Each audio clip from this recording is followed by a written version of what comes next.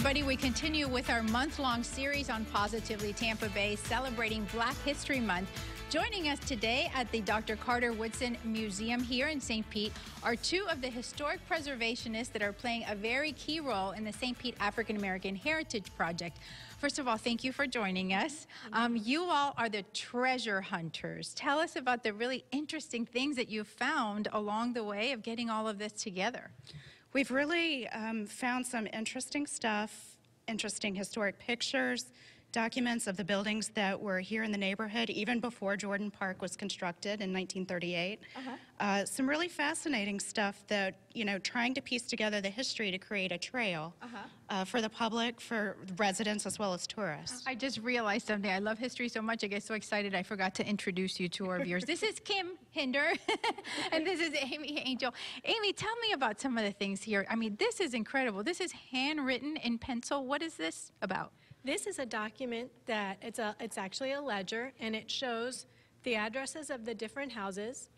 And also then there's handwritten notes about the condition of the house, whether or not it had plumbing and other different features that may have These were houses in St. Pete. They were owned by African American families? Owned or rented by African American families, yes. And what about these pictures here?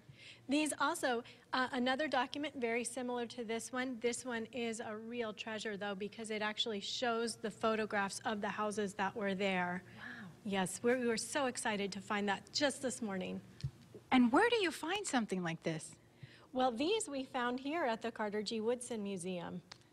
So when most folks think of a dirty closet, something that, you know, you're afraid to go into, you think of it as a place where treasure may be waiting. Yes, we are definitely still looking for pictures, for example, tickets to the Royal Theater, flyers from events at the Manhattan Casino, business cards, any kind of paper item that we could scan in and give back to you.